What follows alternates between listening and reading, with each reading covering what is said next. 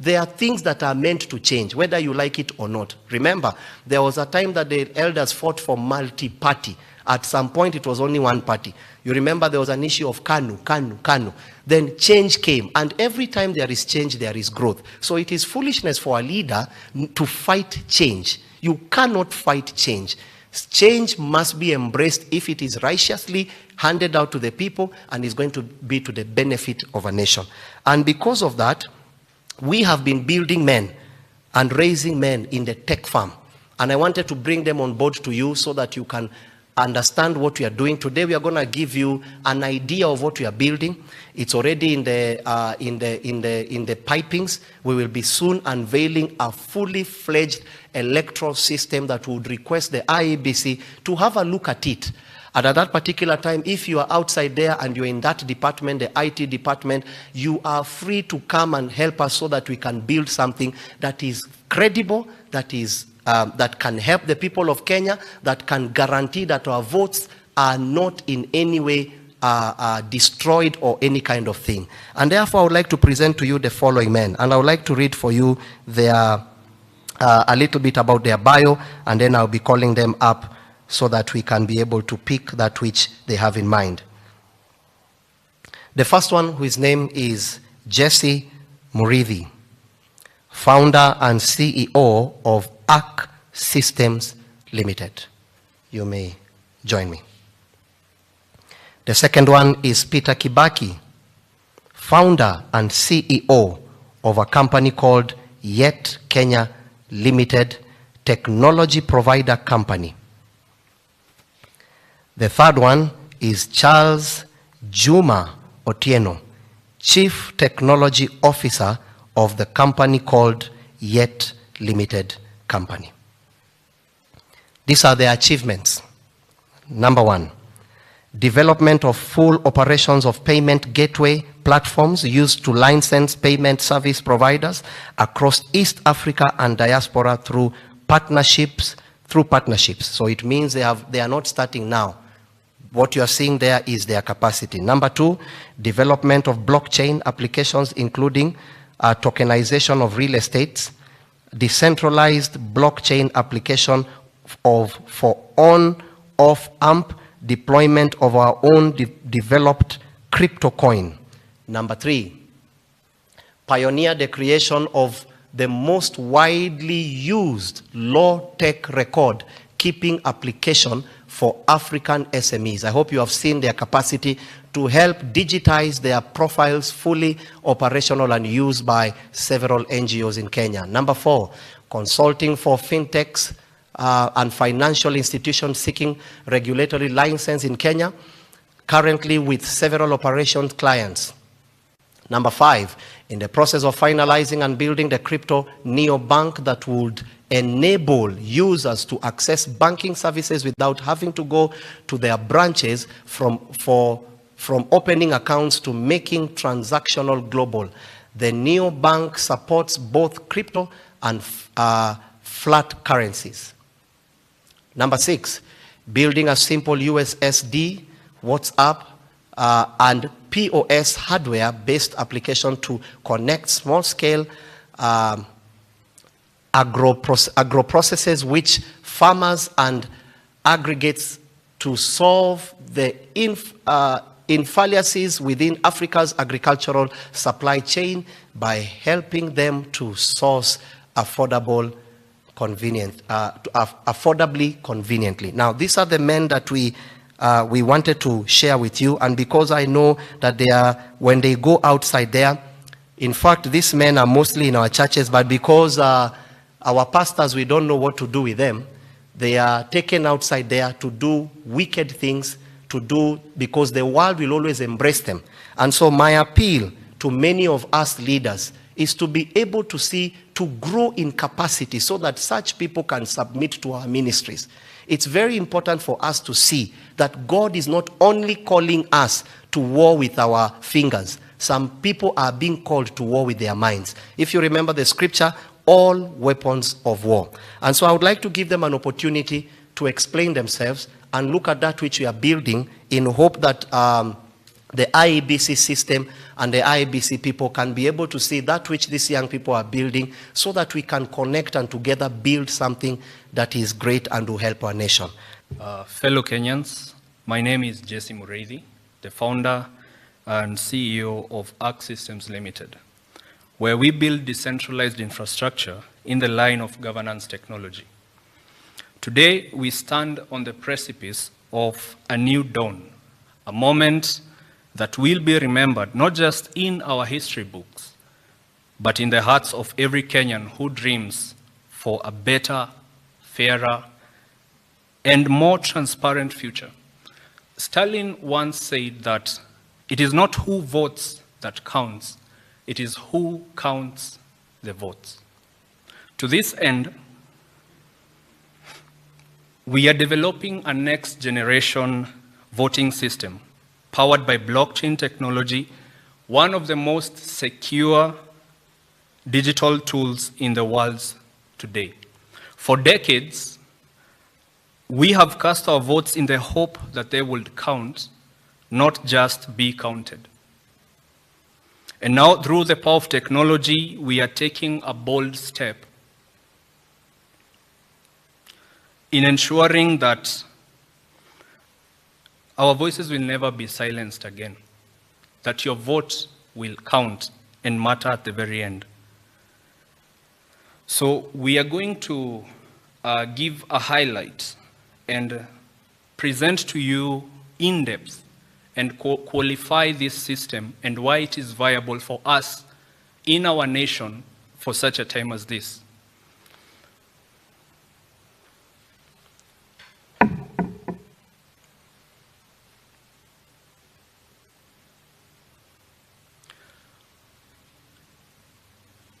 The following is the problem statement.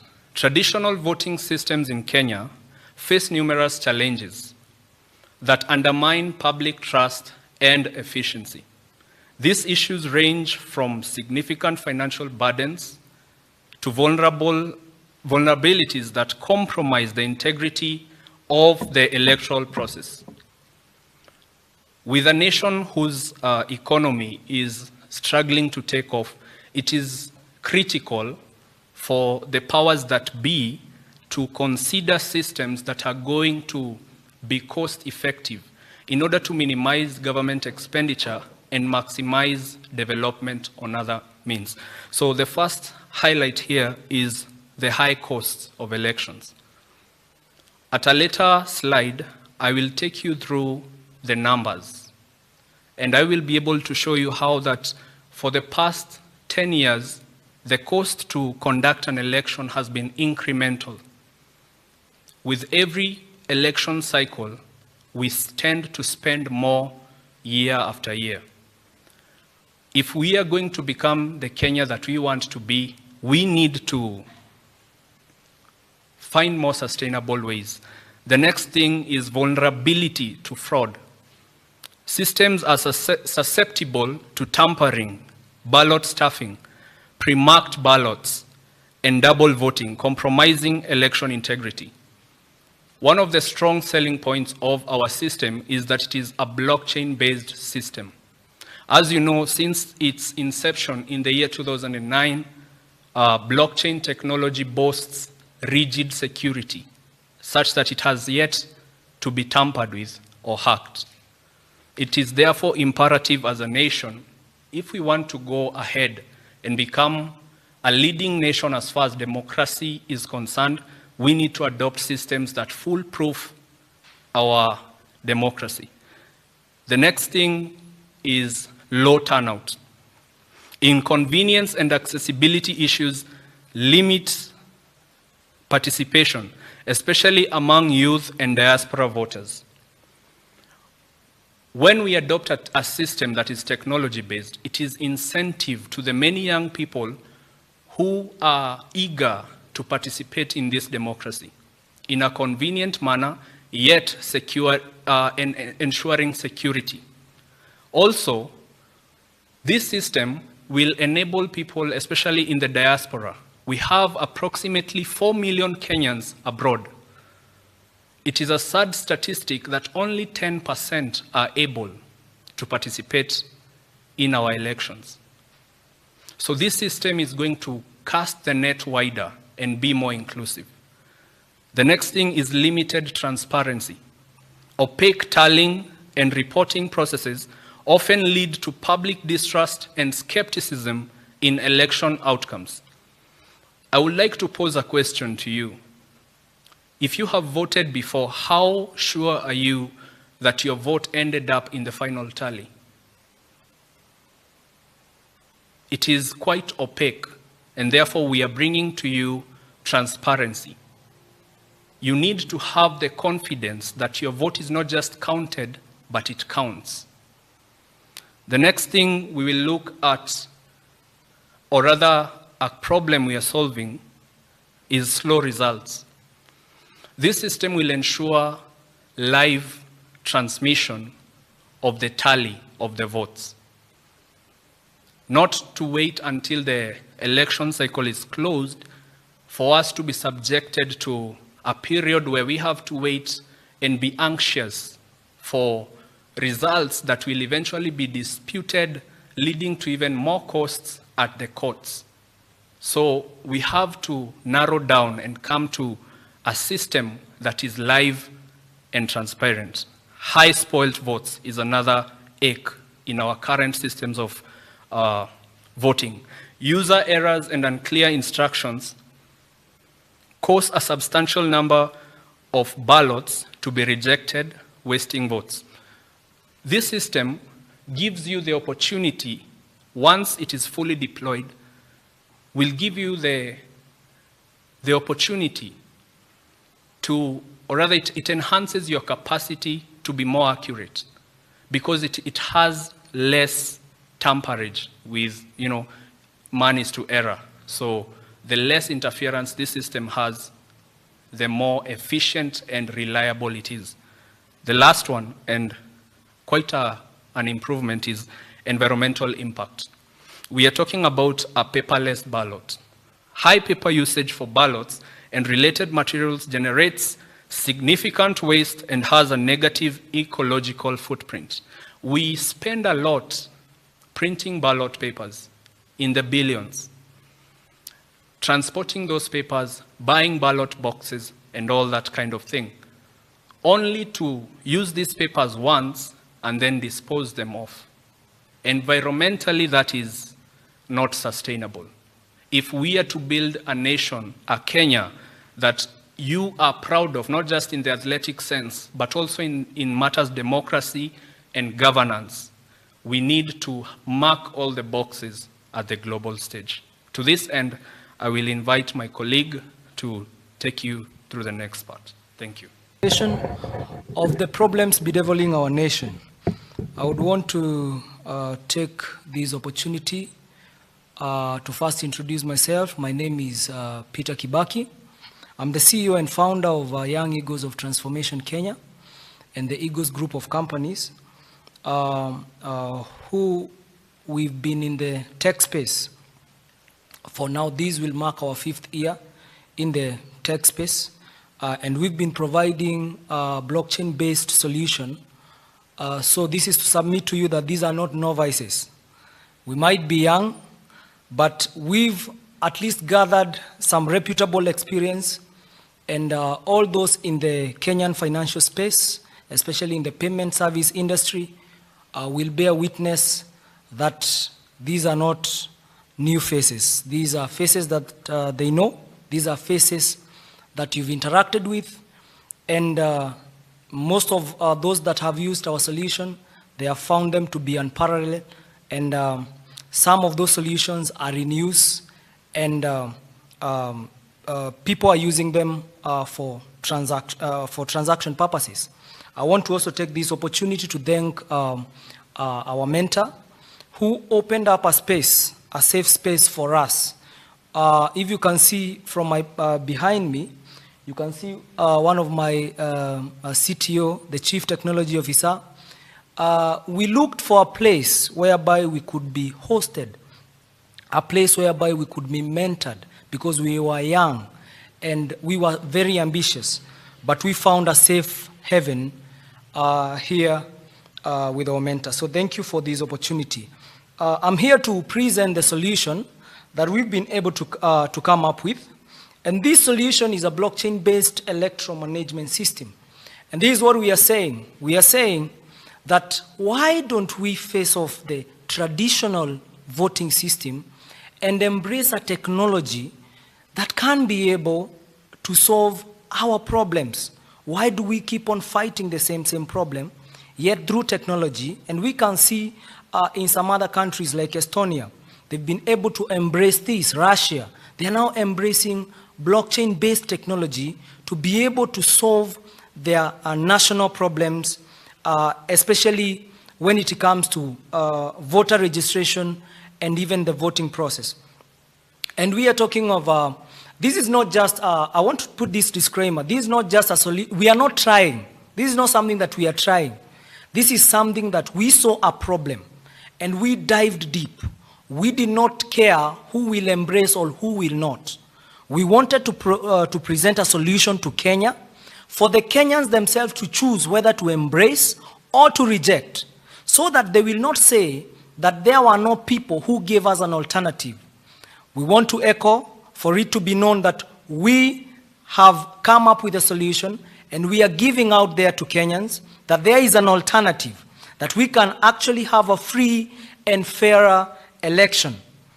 Our innovation blockchain voting system directly addresses the critical challenges facing the traditional elections in Kenya, delivering a secure, transparent, and efficient electoral process that restores public trust.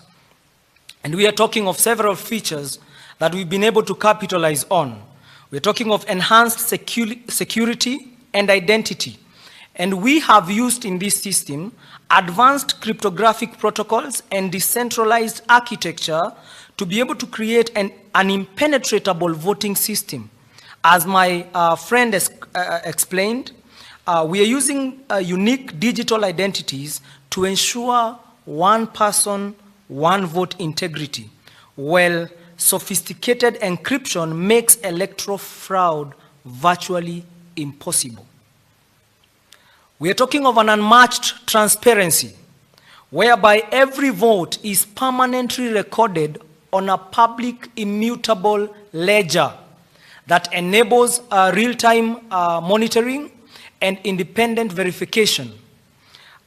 This unprecedented transparency builds public confidence and also eliminates disputes over elections' legitimacy. We all understand that through the blockchain, you can, it's public. It's a decentralized blockchain. So it's public to everybody. Everybody who wants to verify any vote can be able to verify it publicly.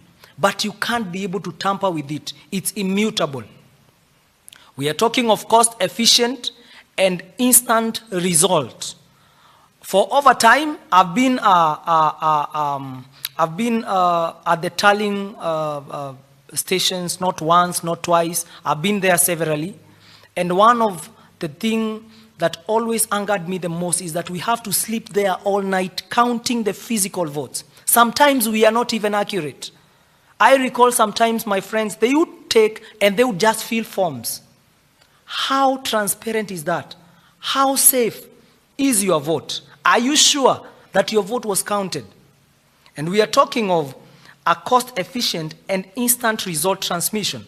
Using this digital infrastructure, we are able to eliminate costs of printing, logistics, and manual counting processes.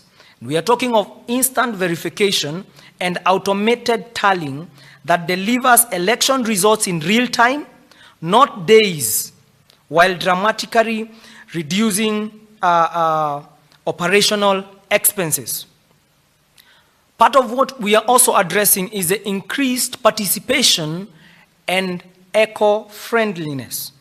We are saying that Kenya now has an opportunity, just like in the US, just like in other countries like Estonia. You have an opportunity to vote at the comfort of your house, safely and securely, and you are sure that your vote will count. So we are talking of these opportunity through accessible online voting, which will empower all citizens, including those in the diaspora communities, and youths to participate seamlessly. The completely paperless system eliminates environmental waste, while intuitive interfaces reduces spoiled ballots near to zero. We are talking of an era of technology, and we are saying that even the exported labor that we've seen our government export, that this time round, if you are willing, you can vote. If you are willing that we come together and push these, you can be able to vote wherever you are, and your vote will be able to count, because you are not a lesser Kenyan when you are out there. I want to take you through the voter registration process, so that I want you to understand, to have a feel of why are we pushing this. The registration process will be like this. At the start of the registration, there are two options. So for the people with the smartphones, the first option is to download the mobile application. So we have been able to concord these into a mobile application. So the technology will be in form of a mobile application. Just like M-Pesa. Why are you safe using your M-Pesa, yet is not even on the blockchain? But you trust that you can be able to save your money on your M-Pesa app, yet it's still not on blockchain. We are saying it's still not the most secure platform. So we will be able to create an application whereby you can be able to download it. Option 2, if you don't have a smartphone, for the old people, you will be able to visit a nearby polling station where you will find them with a device to be able to register you. The second process is that you'll be able to submit your identification. We want to prove that you are a Kenyan. So you'll provide your ID documentations, that is your national ID or your birth certificate. We will be able to also capture your biometrics. So if you're using the mobile app, what is provided there, you can do it via the fingerprints, facial recognition, or even voice recognition. So that will be an additional authentication to your identification. Then we'll be able to complete your mobile verification by making a refundable mobile wallet transaction. The reason why we are saying is a mobile wallet transaction is because we are building it on blockchain. And so if you've been able to use blockchain before, you will understand when we talk of smart contracts, you'll understand when you talk of the mobile wallets. So we will be able to make a transaction as proof of registration. That transaction can be 1 shilling, which is refundable. To just prove is an additional means of authentication. On top of that, we've added a one-time password to enforce or enhance the two-factor authentication. We'll be able to offer alternative biometric registration for those who have difficulties. We'll be able to have the palm vein scan, the retina scan, the iris recognition, and even the hand geometry, which will be a provision at the tallying station. We are talking of data verification. This is a point of concern. How are we verifying your data? So the system checks and cross-references all data on the blockchain to ensure uniqueness. It means you cannot be able to have more than 2 records of one identity on the blockchain. So the system will be able to cross-reference that.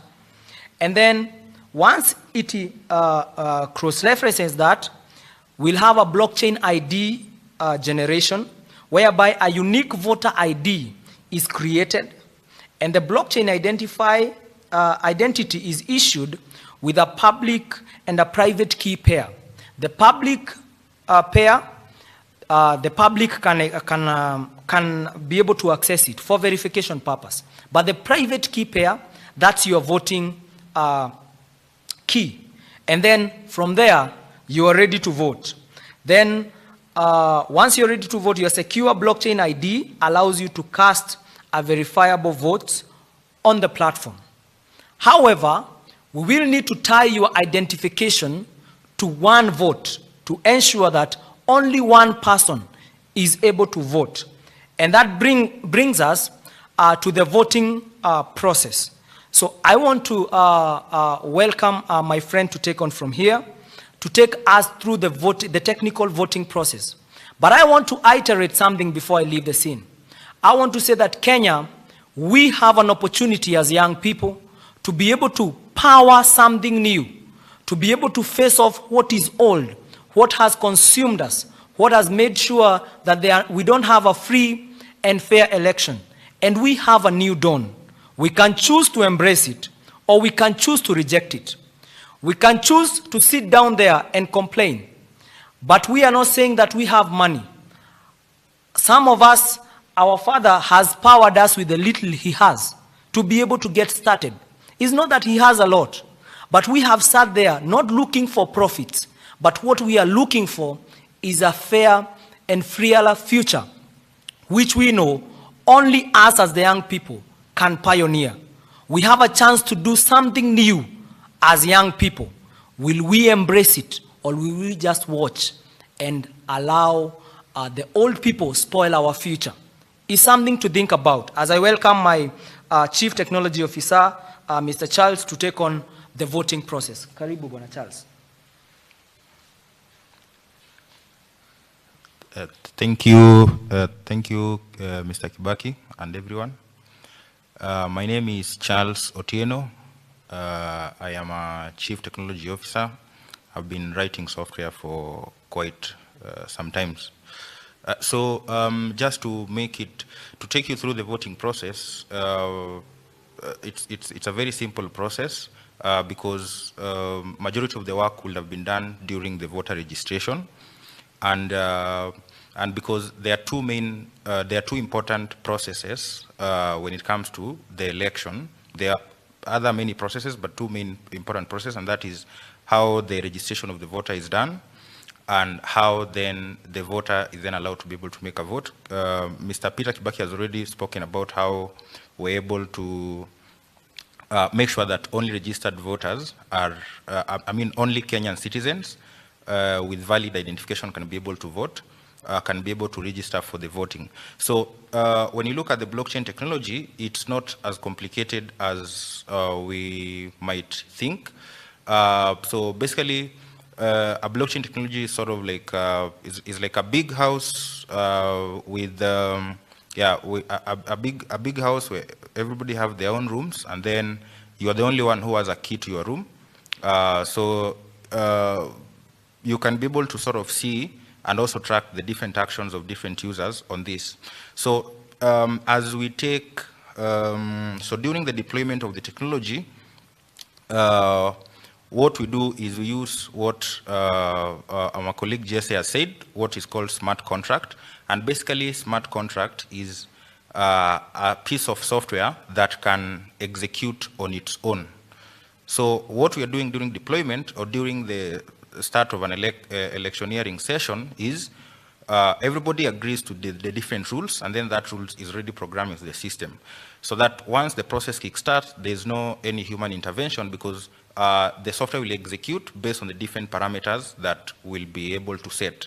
Now, the key thing is during the process of the registration, whether you are doing it on your mobile application or you are heading to the polling station, your identity, your biometric identification is converted into a unique global ID that will grant you access into the blockchain.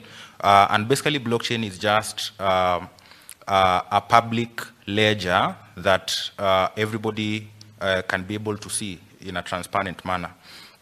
So every time you come to identify yourself, only you can be able to, once you've been verified successfully by the platform that is self-managing, you're able now to unlock your access into the blockchain and then be able to cast a vote.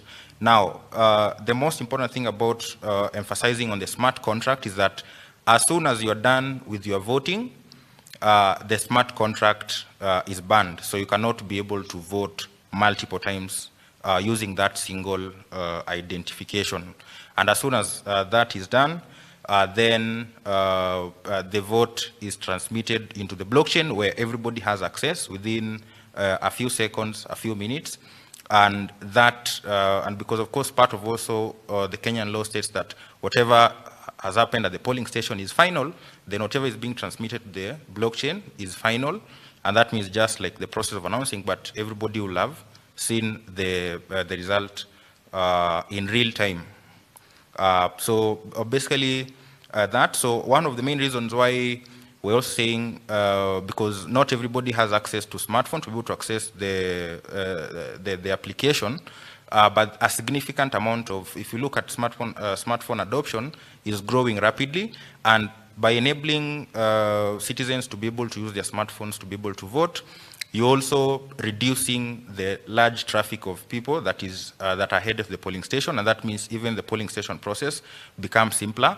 For the people who don't have access to this, can still be able to access advanced features through the devices that are provided at the polling station to be able to cast their vote, and then come back to be able to see what the vote result is.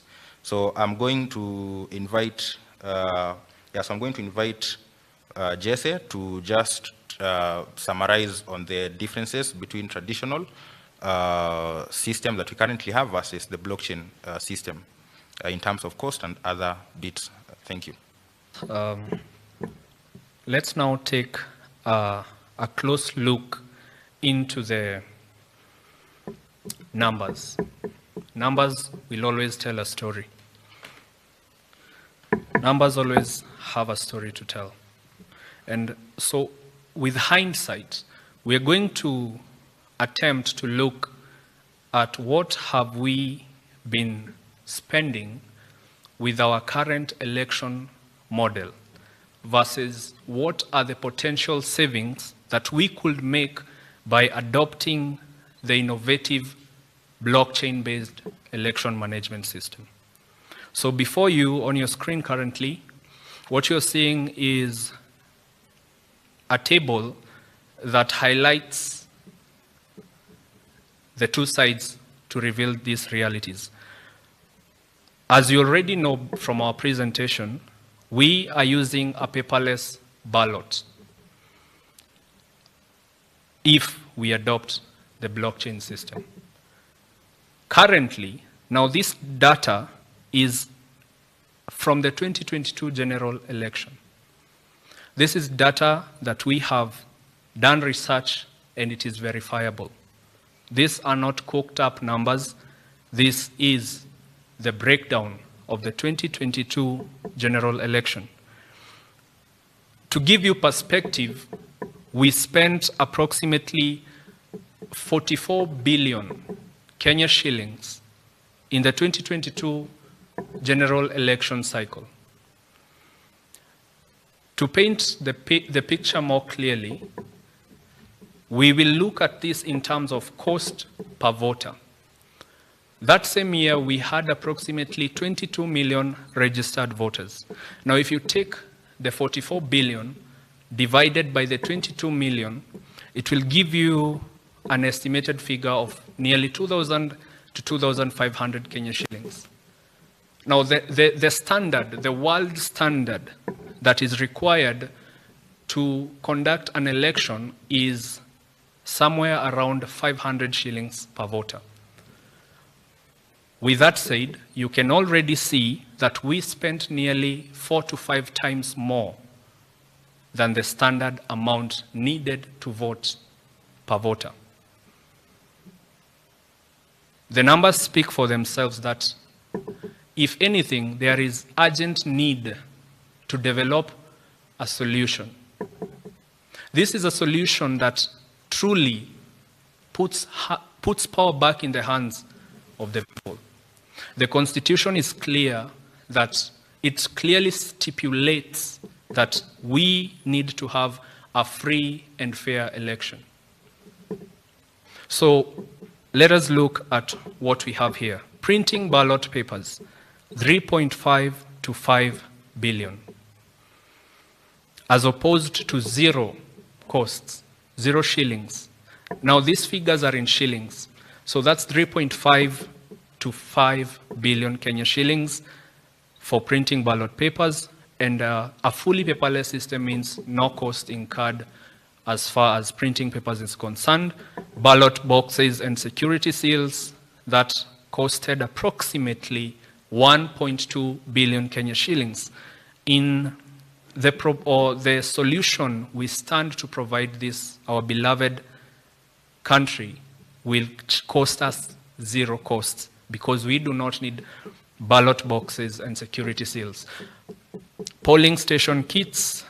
Before I go to the polling station kits, I need to highlight that the ballot papers and the ballot boxes come with extra costs of transportation, storage, and the manpower that is needed to secure the movement of these papers from one place to another, basically that type of security. So those are additional costs.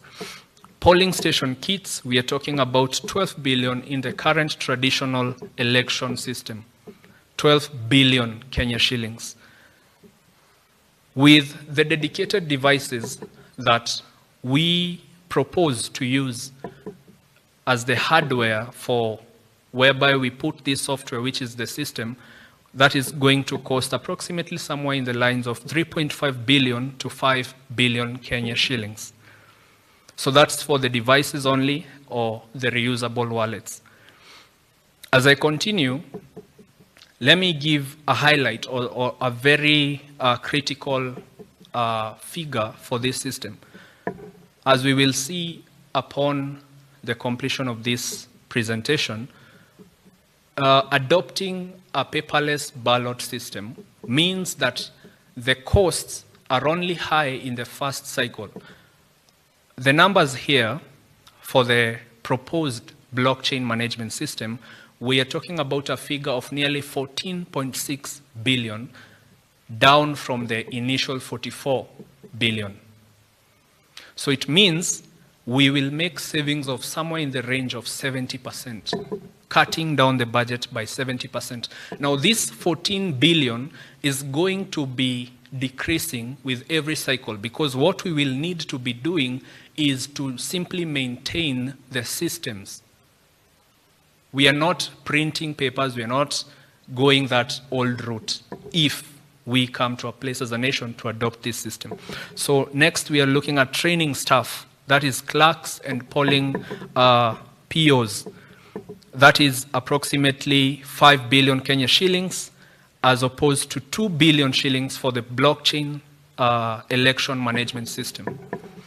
Transport and logistics, we are looking at 7 billion Kenya shillings currently spent in the traditional election management system, as opposed to 2 billion, because in the blockchain-based system, there's less physical movement. Next, we are looking at tallying and results transmission. 3.5 billion for the traditional system or the system that Kenya currently intends to use, as opposed to 0.5 billion Kenya shillings. That's a difference of 3 billion. We are saving that much as far as tallying and results transmission is concerned, because the blockchain system is digital and automated. Voter education and sensitization, we are looking at 2 billion Kenya shillings for the traditional system, 1 billion Kenya shillings for the proposed blockchain-based election management system, because many of these things are included in the app experience. It means at the polling station, the dedicated device is going to make it simple for you to navigate the process, so it's not very complex. Next, we're looking at ICT infrastructure and licensing. That's 2.5 billion for the traditional system. The blockchain system, as I have said, its initial or adoption cost might be somewhere where we are looking at here. It might cost somewhere to 2 billion to 2.5 billion Kenya shillings. Note something, this cost is not going to be there in the next cycle. So it's only incurred in the adoption phase. So that's the backend blockchain plus secure cloud on the IPFS infrastructure. Security personnel and deployment, we're looking at 3 billion because for the 3 billion Kenya shillings for the traditional system, because as we saw on the ballot boxes and papers, they need to be physically secured. So it means we need personnel. So for the blockchain system, we are looking at approximately 1.5 billion Kenya shillings. That's almost half the cost of securing the traditional system. Yet, at half, or rather 50% reduction, we are looking at a more robust security infrastructure based on blockchain, because fewer tensions and less need for large force.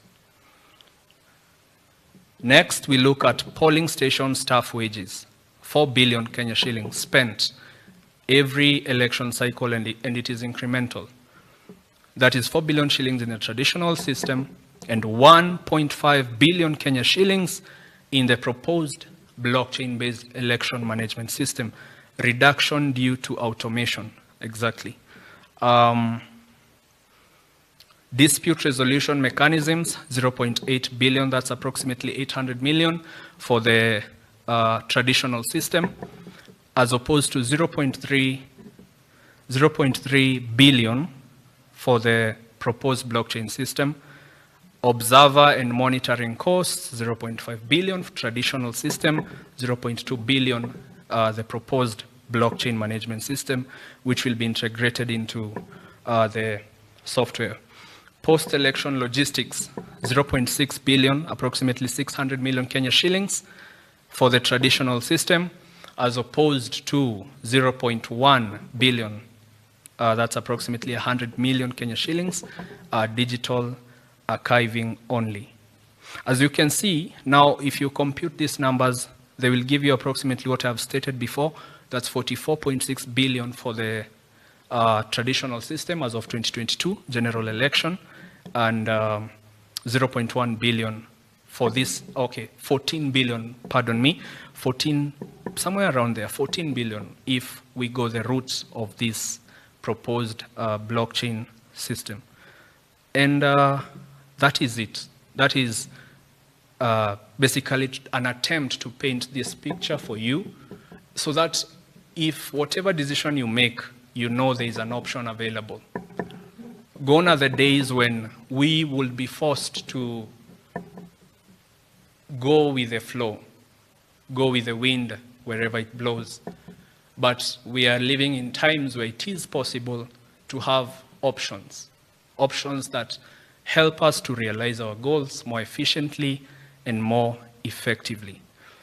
As we finish this presentation, I'd like to give thanks to our father, Bishop John C.W., for creating a safe haven. I know I'm not the only Gen Z who is giving a sigh of relief to be in a place where you are taught God with a difference. It's not just about, you see, the house of God is capable of bringing solutions. And it is a privilege and an honor to be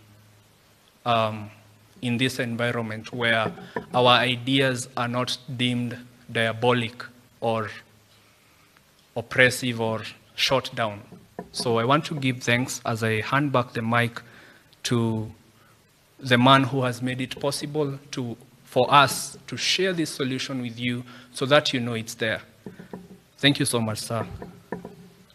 We want to bring it to you that we have seen the problem. We as the church are not running away.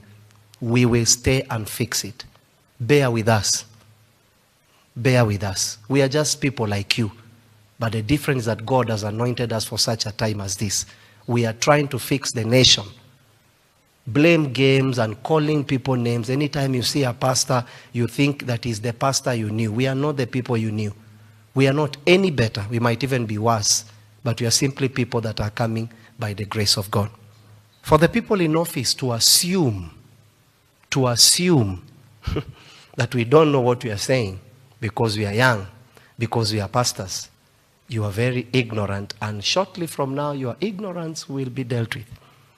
Do not let anyone look down on you because you are young, but set an example for the believers in speech, in life, in love, in faith, and in purity. The speech part, young people, guard your tongue. Only intelligence will change a nation, not abuse. This is not time to fight each other. This is time to put on the platform our weapons of war. And the best weapon is not destroying a nation, but thinking on how to build it. We appeal to each and every person outside there. Bring out the best of what you have. And by the way, in case you are outside there and you are part of these systems, people that build the systems, we would like to hear from you. We would really like to hear from you so that we can see how we can build together. Okay, question from Marcel Craig. He says, we have a stubborn people in the regime. How will we navigate if they decide to shut down the internet? What is our solution in the case of such occurrence? Yeah, so so when it comes to internet, there are different solutions that we can be able to plug into. Because globally, globally there are of course some radio frequencies that can be used for communication and exchanging information. So plugging in things like Internet of Things, and even just like converting your own mobile device using the different frequencies that has been set aside freely. So these are actually some of the unlicensed frequencies that do not require licenses to be able to operate. Just plug them in. So these are different things that can also be able to collaborate with.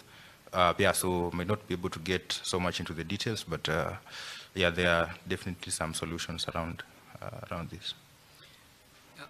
Again, probably to add on what my brother has just said, to iterate on that, I think 2 years back, you remind me, we were able to come up with a solution of the internet, and we were calling it the NarrowNet technology.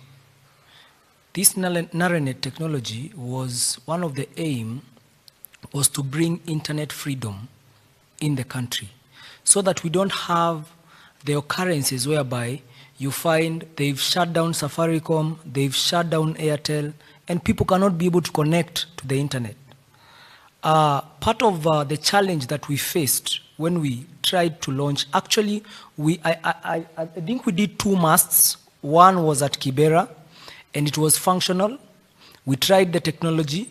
We were trying to achieve a meshing of the entire country with our own supply of internet. We had built mobile applications that would convert your phone device through the GSM network. It would be able to convert your phone into like a mobile router, so that you'll connect to that internet via a mast. So we were able to set up one mast, which was functional.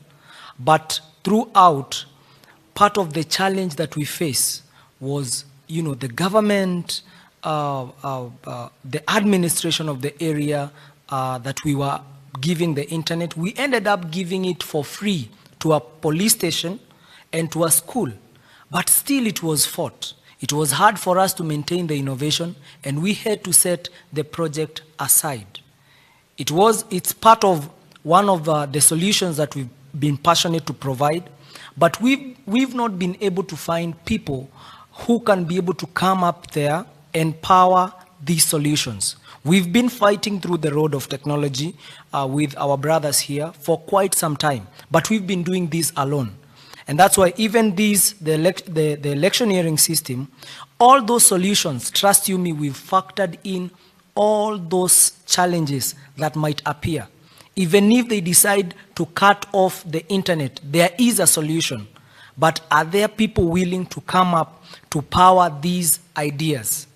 So the solutions are there. Fear not, they are there. But are you willing to come up and power these ideas? We can come together and come up with these solutions to even be able to power the elections and the innovations that we are bringing at hand. That's just what I wanted to iterate. Thank you. The cartels will fall. I guarantee you. The cartels will fall. Safisha Kenya will take shape. Number 2, we want to believe that the IBC will not be ignorant to see how much we can be able to save, how many votes, because now by doing it at the comfort of your home, it simply means people in the US, all those millions of votes, they can vote, because you can imagine how US is almost the size of Africa. So for someone to leave South Africa to go where there is a polling station, it's not a walk in the park. And so the advantages that the system has to be able to bring and shed light on matters that can help reshape our nation is something that we want to request not to be ignored. Equally speaking, we are not the best of the team. And so if you're outside there and you have knowledge towards that which can be able to help us, we are willing to build together. We might be coming to Nairobi to do more presentations, so be on the lookout. Second question, we'll take this as our last question. Can different people vote using one smartphone? That makes it even easier, even for all people living under one roof? Can they vote using one phone? Yes, it's a possibility. Of course, after you've been able to vote using that one phone, you will also be able to log out, and the other user will be able to log in and authenticate him or herself using that particular device. So that's a possibility.